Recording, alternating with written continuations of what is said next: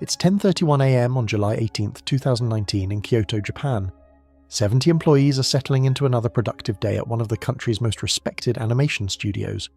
The morning light filters through windows as artists, animators and production staff focus on their craft, unaware that a 41-year-old man is approaching their building with a metal cart containing 40 litres of gasoline.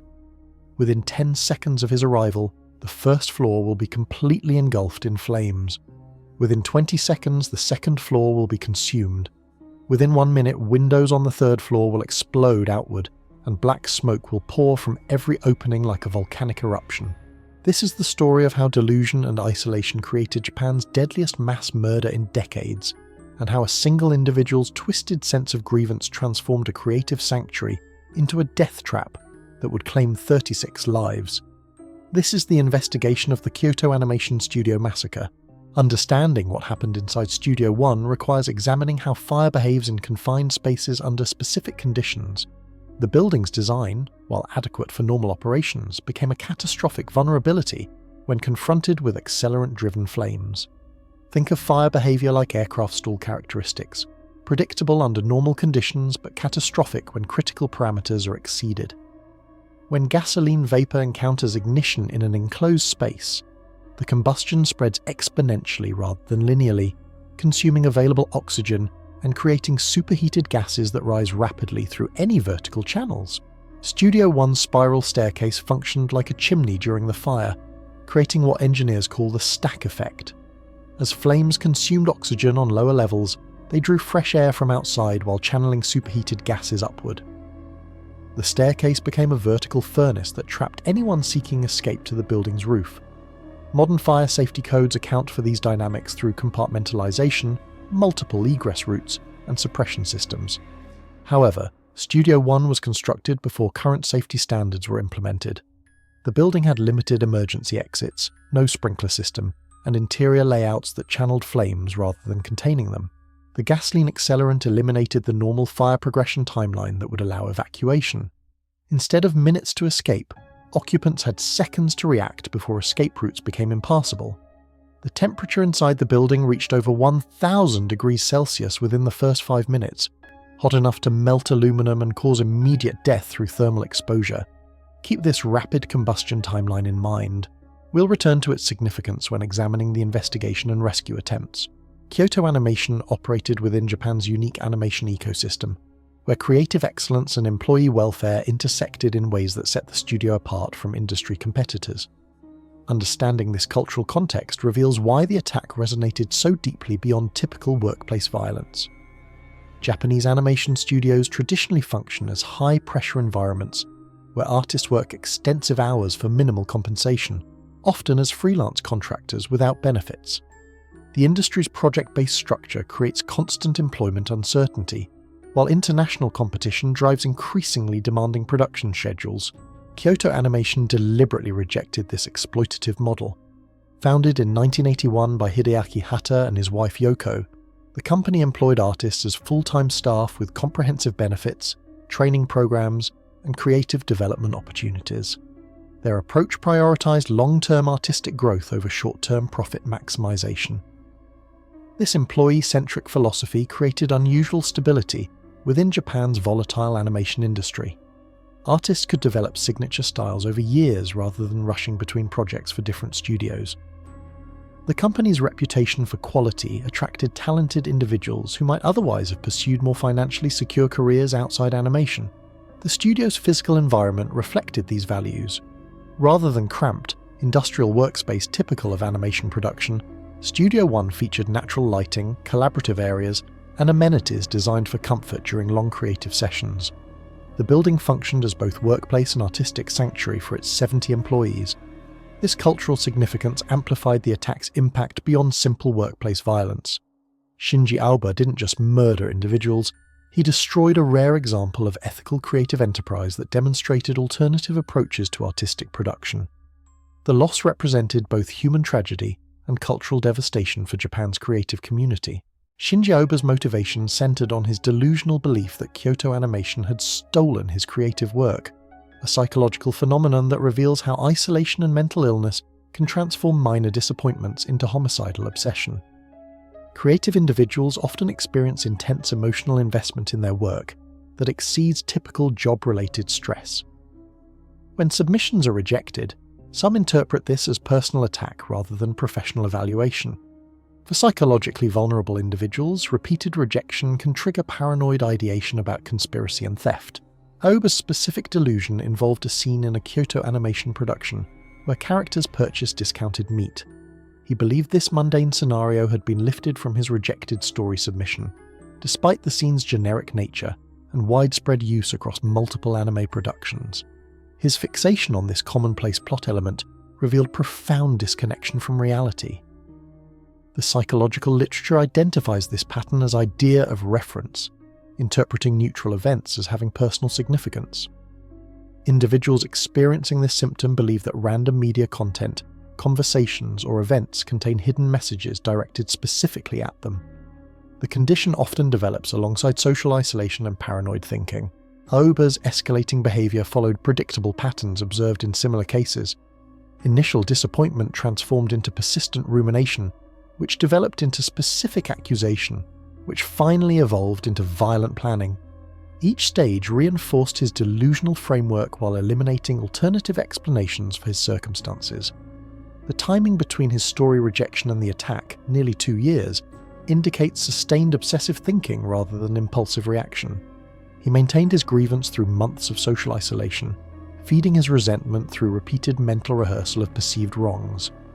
This extended nurturing of rage created the psychological conditions necessary for extreme violence. Law enforcement's reconstruction of Shinji Aoba's activities leading up to the attack revealed systematic planning that contradicted theories about spontaneous violence driven by mental illness. His behavior demonstrated calculating preparation over several days before the massacre. July 14, 2019. Aoba assaulted his neighbor Matsumoto during a noise dispute, threatening to kill him and declaring, "I have nothing to lose." This statement indicated he had already accepted the likelihood of death or imprisonment as consequences for future actions. Matsumoto's report to police created an official record of Aoba's violent threats. July 15th. Aoba disappeared from his Saitama apartment before police arrived to investigate the assault report. Security cameras captured him boarding the Shinkansen bullet train to Tokyo, where he checked into a downtown hotel. His decision to flee indicated awareness that his behavior had attracted law enforcement attention. July 16th. Aoba travelled from Tokyo to Kyoto via bullet train, with security footage documenting his journey at multiple stations. He visited an internet cafe near Kyoto Station, likely conducting final reconnaissance about Studio One's location and layout. He checked into a hotel near the target location. July 17th. Aoba purchased a metal cart from a hardware store, then travelled 6 kilometers north to a gas station, where he bought 40 litres of gasoline. The quantity exceeded typical automotive needs, requiring special containers and explicit statements about intended use. Station employees later identified him from security footage. July 18th, 10:31 a.m. Aoba arrived at Studio One with his gasoline-loaded cart, immediately implementing his attack plan. The precision of his timing, arriving during peak occupancy hours, demonstrated knowledge of the building's daily operational patterns. This timeline reveals someone capable of complex planning, geographic navigation, and resource acquisition over multiple days. While Aoba certainly suffered from mental illness, his systematic preparation contradicted claims of diminished capacity that might reduce legal culpability. The emergency response to the Studio One fire activated Japan's specialized disaster protocols designed for earthquakes and industrial accidents, but the unique characteristics of an arson attack created challenges that tested system capabilities. Fire department dispatchers received multiple simultaneous calls beginning at 10:33 a.m., just 2 minutes after the initial explosion. The callers' descriptions of rapid flames spread, and trapped occupants triggered immediate deployment of specialized rescue equipment and medical personnel beyond standard structural fire protocols. Kyoto Fire Department's response time measured 4 minutes from initial dispatch to on-scene arrival, exceptional by international standards, but inadequate given the fire's accelerated progression. By the time rescue crews arrived, the building's interior had become unsurvivable due to temperature and smoke density. Rescue operations focused on exterior evacuation from upper floors using ladder trucks and aerial platforms. However, the building's design limited rescue access, while interior smoke conditions prevented traditional search and rescue techniques. Teams could only approach the building's perimeter to assist occupants who had reached windows independently.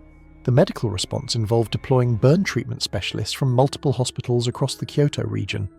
Japan's disaster medicine protocols include rapid triage systems designed for mass casualty events, but the severity of thermal injuries exceeded typical preparation scenarios. 36 people died at the scene or in subsequent hospital treatment. 33 additional victims survived with varying degrees of injury, many requiring months of intensive medical care including skin grafts and respiratory treatment.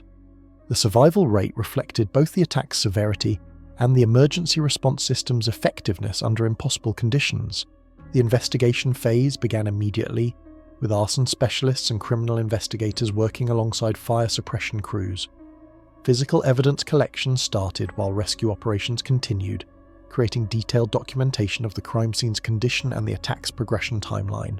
Shinji Aoba's survival, despite being caught in his own gasoline explosion, created unique challenges for both medical treatment and criminal prosecution. His condition forced authorities to balance medical ethics with public safety concerns while ensuring eventual legal accountability. Aoba suffered third-degree burns across 90% of his body surface, injuries typically considered fatal, even with advanced medical intervention. The explosion had ignited his clothing and skin, creating thermal damage that destroyed multiple organ systems and required immediate life support measures. Japanese medical ethics required providing maximum care regardless of criminal culpability, but Aoba's treatment competed with resources needed for attack victims.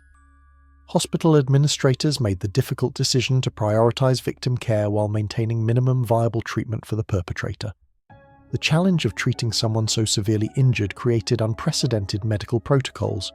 Japan's limited availability of cadaver skin for grafting meant Aoba became the first person in the country to receive fully artificial skin replacement, an experimental procedure that kept him alive while his body slowly regenerated tissue. Legal authorities faced the unusual situation of having overwhelming evidence of guilt, but being unable to formally arrest their suspect due to his medical incapacity. Police maintained constant security at the hospital, while waiting months for medical clearance to proceed with criminal charges. Aoba remained unconscious for weeks after the attack, with medical staff uncertain whether he would survive or recover sufficient cognitive function for trial proceedings. His eventual recovery surprised medical professionals who had given him minimal chance of survival. The psychological evaluation process couldn't begin until September 2019, when Aoba regained consciousness and demonstrated basic cognitive coherence. Even then, determining his mental competency required months of assessment to ensure he understood the charges against him and could participate in his own defense. Investigators' examination of Shinji Aoba's digital footprint revealed the progression of his obsession with Kyoto animation and the development of his violent intentions over months preceding the attack. His online activity provided crucial insights into his psychological state and planning process. Computer forensics specialists found extensive searches related to Kyoto Animation's productions, business practices, and physical locations. Aoba had researched the company's organizational structure, employee information, and building layouts with detail that suggested systematic intelligence gathering rather than casual interest. His browser history revealed particular focus on Studio One's address, surrounding neighborhood, and transportation routes from various locations across Japan. These searches included public transportation schedules, walking distances, and street view imagery that would facilitate navigation during his attack planning. Most significantly, investigators found evidence of Aoba's delusions about plagiarism through his online posts and communications. He had shared his theories about stolen creative content on social media platforms and anime discussion forums, revealing the depth of his paranoid thinking and seeking validation from other users. The death threat emails sent to Kyoto Animation in October 2018 were traced through digital forensics, despite Aoba's use of anonymizing software. Technical analysis of writing patterns, timing, and routing information connected these threats to his known internet usage and geographic location. Social media analysis revealed Aoba's increasing isolation and radicalization over the months leading to the attack. His posts showed deteriorating relationships with neighbors, family members, and acquaintances, while expressing growing resentment towards society and successful creative enterprises. The digital evidence also documented Aoba's research into arson techniques, fire behavior, and gasoline as an accelerant. His search history included information about building materials, fire suppression systems, and methods for maximizing structural damage through strategic accelerant placement. The human cost of the Studio One attack extended far beyond the 36 lives lost, creating ripple effects through families, the animation industry, and Japan's creative community that continue resonating years later. The victims represented multiple generations of animation professionals, from recent graduates beginning their careers to veteran artists with decades of experience. Their combined loss eliminated irreplaceable institutional knowledge and creative talent that had defined Kyoto Animation's unique artistic approach. Family impact assessments revealed the economic and emotional devastation experienced by survivors. Many victims were primary income earners supporting spouses, children, and elderly parents. Their deaths created immediate financial crises for dependents, while eliminating years of future earnings and creative contributions. The psychological impact on surviving employees created long-term challenges for both individuals and the company's future operations. Many survivors experienced post-traumatic stress disorder, survivor's guilt, and persistent anxiety about workplace safety that affected their to return to creative work. Industry-wide effects included increased security measures at animation studios across Japan, higher insurance costs, and enhanced employee safety training. The attack forced fundamental reconsideration of workplace vulnerability in creative industries that had previously considered themselves low-risk targets. The cultural impact resonated throughout Japan's artistic community and internationally among anime fans. Kyoto Animation had represented idealistic values about treating creative workers ethically while producing high-quality art. The attack symbolically destroyed faith in the possibility of maintaining such values in a hostile world. Memorial services and commemoration efforts helped focus grief into constructive channels while honouring the victims' contributions to animation art. However, the permanent loss of their future creative work represents an incalculable cultural cost that extends far beyond immediate tragedy. Japan's legal system faced unprecedented challenges in prosecuting Shinji Aoba for what constituted the country's deadliest mass murder in decades, requiring navigation of complex questions about mental competency, criminal responsibility, and appropriate punishment. The prosecution's case centered on overwhelming physical evidence, witness testimony, and Aoba's own admissions of guilt. Security camera footage, digital evidence, and forensic analysis created an irrefutable record of premeditation and systematic planning that contradicted defense arguments about diminished capacity. Mental competency evaluations required months of assessment to determine whether Aoba understood the charges against him and could participate meaningfully in his defense. Multiple psychiatric experts evaluated his cognitive function, paranoid delusions, and ability to distinguish right from wrong during the attack. The death penalty became central to public discussion about appropriate punishment for such extreme crimes. Japan maintains capital punishment for the most serious cases, and legal experts widely predicted death sentences given the attack's scale and social impact. Defense strategies focused on mental illness mitigation rather than innocence claims, seeking to establish enough doubt about Aoba's psychological state to avoid death penalty consideration. However, his systematic planning and rational behaviour during the attack complicated arguments about legal insanity. Victim impact statements from families and survivors provided powerful testimony about the attack's human cost while advocating for maximum punishment. The prosecution emphasised both the individual tragedies and broader social damage caused by destroying a respected creative institution. The trial's international attention reflected both Japan's low crime rates and the global animation community's interest in the case outcome. Legal precedents established through Aoba's prosecution would influence future cases involving mass violence and mental illness defences. The Studio One attack catalysed comprehensive security reforms across Japan's creative industries, forcing recognition that artistic workplaces face potential threats, requiring protective measures previously associated with government or financial institutions. Physical security upgrades included controlled access systems, surveillance cameras, and emergency communication protocols designed to detect and respond to threatening individuals before they could execute violent plans. Many studios implemented screening procedures for visitors and delivery personnel. Fire safety improvements focused on egress route enhancement, suppression system installation, and building design modifications that would prevent the kind of rapid flame spread that made Studio One unsurvivable. New construction codes mandated multiple escape routes and fire-resistant materials in creative facilities.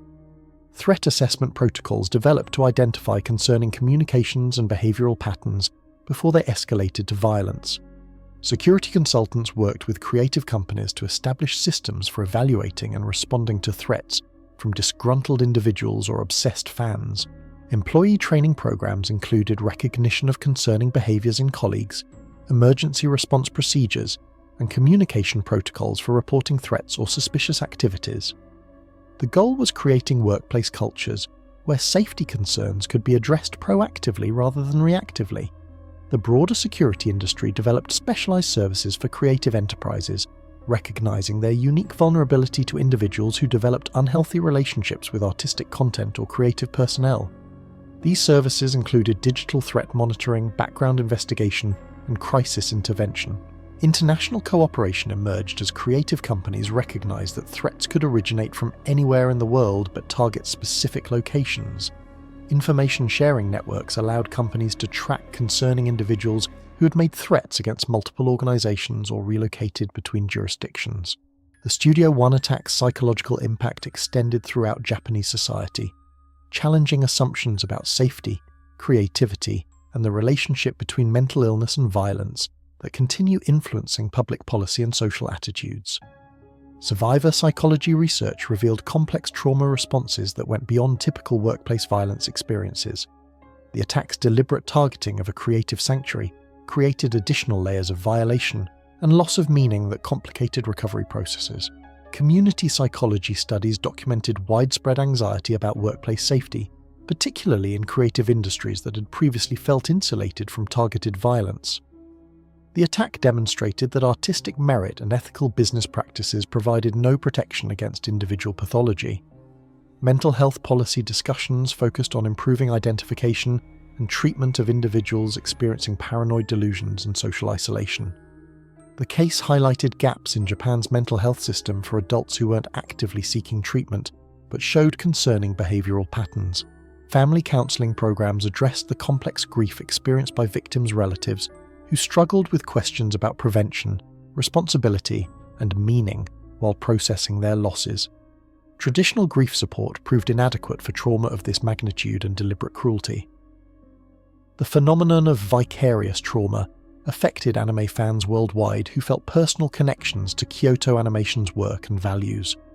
Mental health professionals observed increased anxiety and depression among individuals who had never directly encountered the company, but felt profound loss over the attack. Copycat prevention strategies emerged as security experts worried about the attack, inspiring similar violence from other isolated, delusional individuals who might view Oba's actions as validation for their own grievances against creative enterprises. Kyoto Animation's recovery process became a case study in organizational resilience following catastrophic trauma, demonstrating how creative enterprises can rebuild while honoring losses and maintaining core values under extreme adversity. The immediate challenge involved continuing business operations while processing grief and trauma. Surviving employees faced the choice between returning to work in an industry that had proven dangerous or abandoning careers they had built over years or decades. Financial reconstruction required balancing insurance settlements, donation funds, and operational revenue to maintain company viability, while providing support for victims' families and surviving employees. The company committed to maintaining salary payments and benefits despite production disruptions. Creative continuity efforts focused on completing projects that victims had been working on, creating memorial opportunities while preserving their artistic contributions.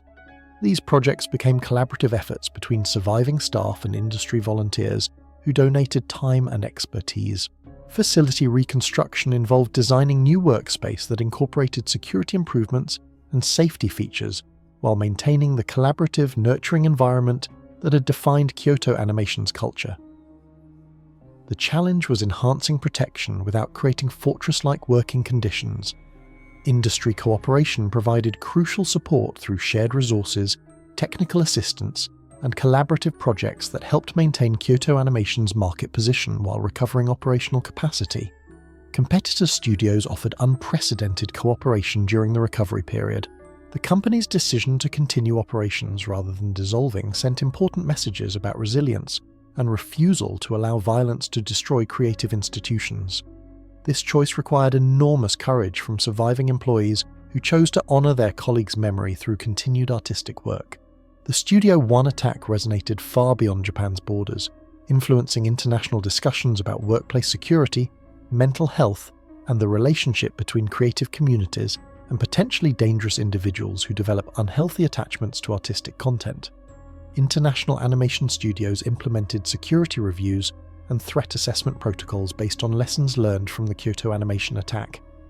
The case became required study material for security professionals working with creative industries worldwide. Mental health advocacy groups used the attack to highlight the importance of intervention programs for isolated individuals experiencing paranoid delusions. The case demonstrated how untreated mental illness combined with social isolation could produce catastrophic violence against innocent targets. Legal systems in multiple countries examined their procedures for handling threats against creative enterprises and their capabilities for prosecution mass violence cases involving mental illness defences. Japan's handling of Aoba's case influenced international best practices.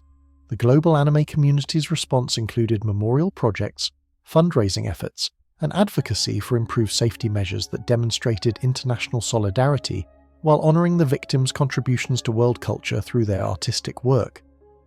Academic research programs emerged to study the attack's causes, consequences, and prevention implications across multiple disciplines including criminology, psychology, and security studies. The case provided unprecedented data about lone wolf violence targeting creative institutions. Cultural policy discussions addressed the balance between maintaining open, accessible creative environments and implementing security measures that might inhibit artistic collaboration and community engagement.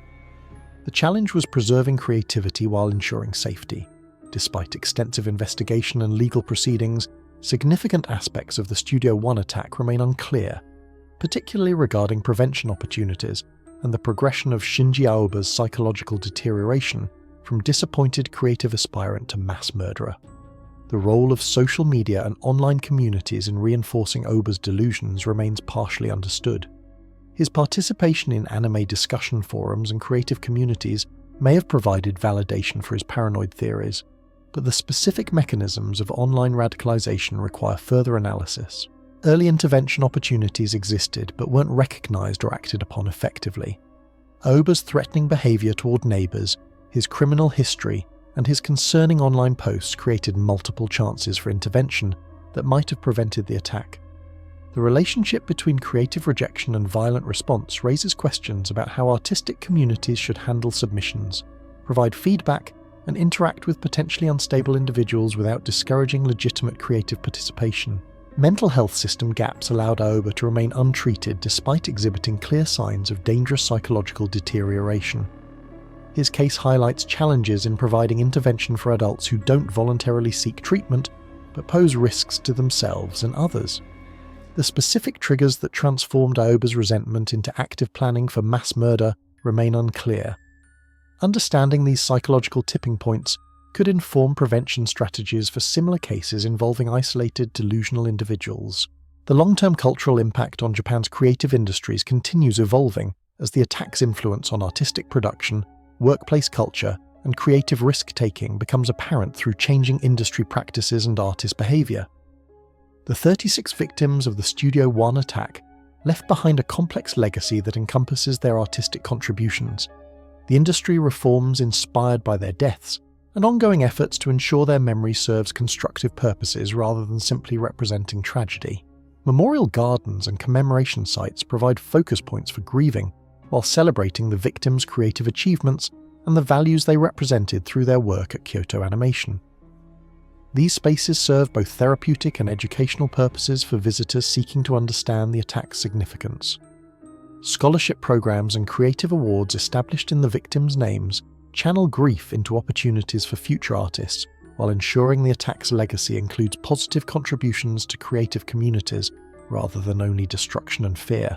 Industry safety standards implemented following the attack represent living memorials that protect future creative workers while honouring those whose deaths revealed critical vulnerabilities in workplace security and emergency preparedness. The continued operation of Kyoto Animation as a company dedicated to ethical treatment of creative workers serves as the most significant memorial to victims who believed in and practiced alternative approaches to artistic production that prioritised human welfare alongside creative excellence. International awareness of the attack influences ongoing discussions about mental health, workplace security, and the responsibilities of creative communities toward both their members and the broader public. The victims' deaths continue generating positive changes in policies and practices worldwide. Their artistic work remains permanently accessible through the anime productions they created, ensuring their creative contributions survive beyond the circumstances of their deaths, and continue bringing joy to audiences who experience their art without necessarily knowing its creator's fate.